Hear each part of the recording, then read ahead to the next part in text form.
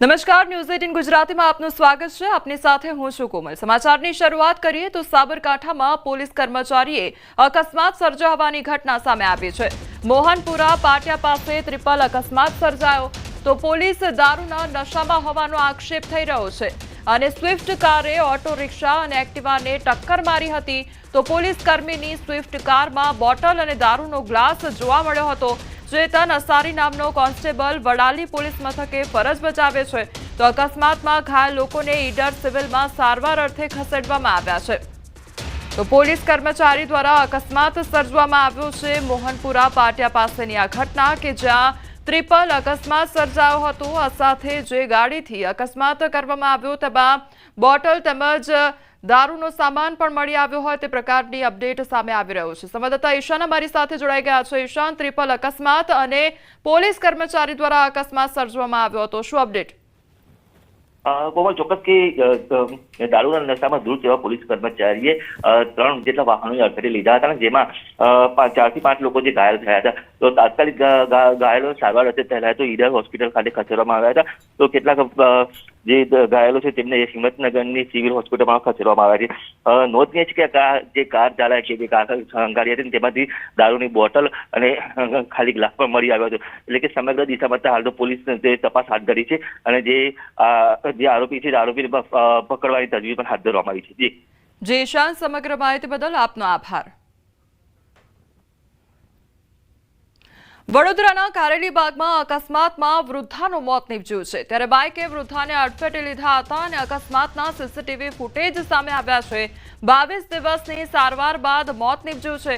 1 ઓક્ટોબરે સર્જાયો હતો અકસ્માત તો બાઇક ચાલક હજુ પોલીસ પકડથી દૂર હોવાનું સામે આવ્યું છે તો બાઇક ચાલક દ્વારા ટક્કર મારવામાં આવી હતી અને અત્યાર સુધી એટલે કે લગભગ 22 દિવસ જેટલો સમય વીતી ગયો છે અને ત્યારબાદ સારવાર બાદ આ વૃદ્ધાનું મોત નીપજ્યું હતું। સંવાદદાતા હાર્દિક અમારી સાથે જોડાઈ ગયા છે। હાર્દિક, બાઇક દ્વારા વૃદ્ધાને અડફેટે લેવામાં આવ્યા અને આખરે વૃદ્ધાનું મોત નીપજ્યું છે, શું અપડેટ મળી રહ્યું છે, શું કાર્યવાહી થઈ રહી છે?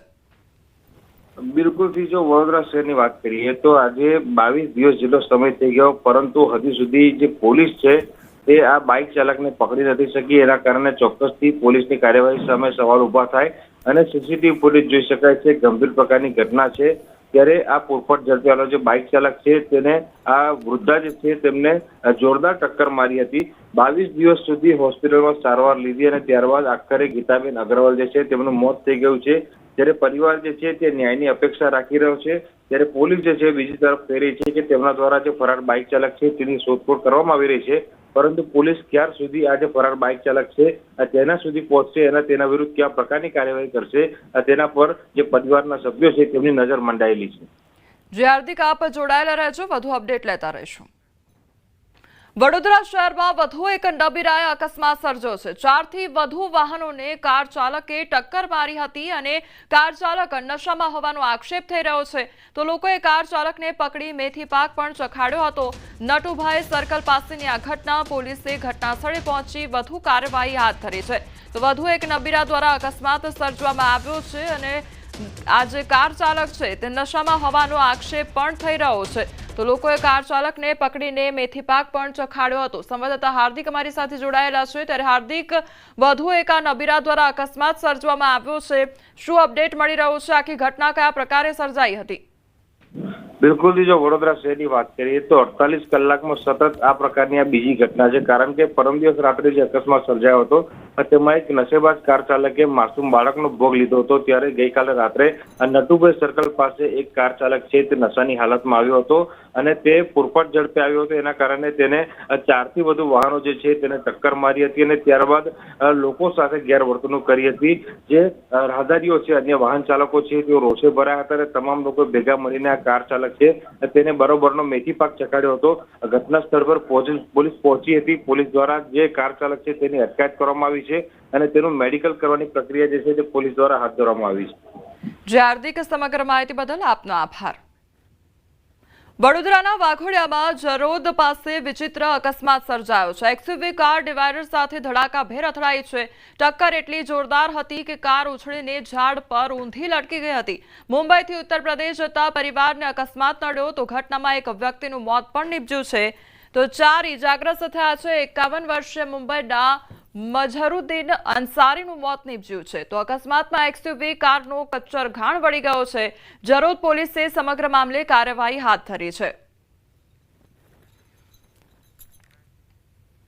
અરવલ્લીમાં બસ આગળ કૂદી આપઘાતનો પ્રયાસ હાથ ધરવામાં આવ્યો છે. મોડાસા બસ પોર્ટ પાસેની આ ઘટના કે જ્યાં મોડાસા થરાદ બસ આગળ અચાનક એક શખ્સે જમ્પ લાવ્યું હતું.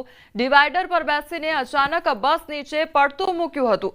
આપઘાતના પ્રયાસમાં ઈસમે પગ ગુમાવ્યો તો બસ આગળ પડતું મૂક્યાનો સીસીટીવી વિડીયો પણ સામે આવ્યો છે.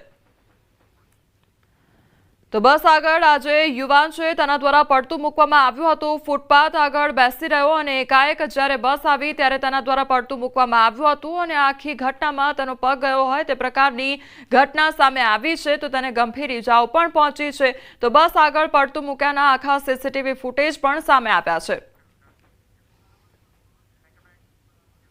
રાજકોટમાં મારામારીનો વિડીયો વાયરલ થયો છે. કિસાનપરા ચોક નજીક મારામારીની ઘટના બની. 4 થી 5 શખ્સો એક યુવકને માર માર્યો હતો અને કયા કારણોસર યુવકને માર મારવામાં આવ્યો તે જાણી શકાયું નથી. તો કિસાનપરા ચોક નજીક મારામારીની ઘટના બની હતી. તો રાજકોટમાં મારામારીની ઘટનાનો આ વિડીયો પણ વાયરલ થઈ રહ્યો છે. સંવાદદાતા અંકિત અમારી સાથે જોડાઈ ગયા છે. અંકિત, મારામારી સર્જાઈ હતી બે જૂથો વચ્ચે, આખરે કયા કારણોસર મારામારી થઈ તેને લઈને કોઈ અપડેટ મળી રહ્યું છે? ચોક્કસ કોમલ, ખાસ કરીને વાત કરવામાં આવે તો રાજકોટ શહેરમાં જાણે કે કાયદો અને વ્યવસ્થાની પરિસ્થિતિ કથળી ગઈ હોય તે પ્રકારની હાલત છે તે જોવા મળી રહી છે. છાસવારે આ પ્રકારના બનાવો છે તે સામે આવતા રહે છે. લોકો કાયદો છે તે પોતાના હાથમાં લઈ રહ્યા છે અને આ જ બાબતની પુષ્ટિ કરતી વધુ એક ઘટના છે તે સામે આવી છે. જે ઘટના બની છે તે રાજકોટ શહેરના કિસાનપરા ચોક નજીક બની હોવાનું છે તે સામે આવ્યું છે. 4 થી 5 જેટલા શખ્સો છે જે એક યુવાનને ઢીકાપાટુનો માર મારતા હોય તે પ્રકારનો વિડીયો છે તે હાલ સોશિયલ મીડિયામાં વાયરલ થયો છે. કયા કારણોસર આ યુવકને માર મરાયો છે તે બાબતે કારણ હજુ અકબંધ છે. સમગ્ર મામલે કોઈ હજી સત્તાવાર રીતે પોલીસ ફરિયાદ છે તે નોંધાવા નથી પામી. પરંતુ વાત કરવામાં તો રાજકોટ શહેરમાં છેલ્લા ઘણા સમયથી લુખ્ખા તત્વોનો આતંક છે તે હવે ચરમસીમાએ પહોંચી ચૂક્યો હોવાનું સામે આવ્યું છે. જી અંકિત, સમગ્ર માહિતી બદલ આપનો આભાર. અમદાવાદમાં 5 દુકાનોમાં ભીષણ આગ લાગવાની ઘટના સામે આવી છે. વહેલી સવારે આગ લાગતા દોડધામ મચી ગઈ હતી. તો રેડિયો મિર્ચી રોડ પર આ ઘટના સર્જાઈ હતી. ફાયર વિભાગે આગ પર કાબુ મેળવ્યો છે. તો આગ લાગવાનું કારણ હજી સુધી અકબંધ છે. તો અમદાવાદનો આ મામલો સામે આવ્યો છે કે જ્યાં આગ લાગવાની ઘટના સામે આવી છે. 5 દુકાનોમાં આગ લાગી હોવાની ઘટના બની છે. તો દુકાનોમાં ભીષણ આગ લાગી હતી. વહેલી સવારે આગ લાગતા દોડધામ મચી ગઈ હતી. તો રેડિયો મિર્ચી રોડ પર આ ઘટના સર્જાઈ હતી. ફાયર વિભાગે આગ પર કાબુ મેળવ્યો છે. આગ લાગવાનું કારણ અકબંધ છે. વડોદરામાં ગેસ પાઇપલાઇનમાં આગની ઘટના સામે આવી છે. ગેસ લાઇનમાં આગ લાગતા દોડધામ મચી ગઈ હતી અને ફાયર બ્રિગેડે આગ પર કાબુ મેળવ્યો છે. તો આગ કાબુમાં આવતા મોટી દુર્ઘટના ટળી હતી. ઘટનામાં કોઈ જાનહાનિ સર્જાઈ નથી. તો પાઇપલાઇનમાંથી ગેસ લીકેજના કારણે આગ લાગ્યાનું અનુમાન લગાવવામાં આવી રહ્યું છે.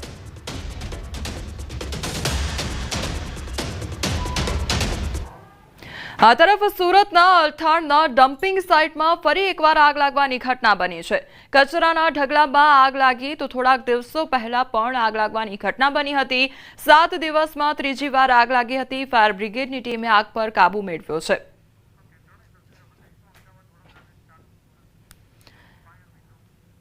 તો એક તરફ દિવાળીનો તહેવાર ચાલી રહ્યો છે અને બીજી તરફ આગ લાગવાની ઘટનાઓ સામે આવી રહી છે. આગ લાગવાનો જે સિલસિલો છે તે યથાવત જોવા મળી રહ્યો છે. એક તરફ અમદાવાદની તસવીર, એક તરફ વડોદરા અને એક તરફ સુરતની એ ઘટના કે જ્યાં આગ લાગવાની ઘટના બની છે. અમદાવાદમાં 5 દુકાનમાં ભીષણ આગ લાગી હતી અને વહેલી સવારે આગ લાગતા અફરાતફરીનો માહોલ સર્જાઈ ગયો હતો.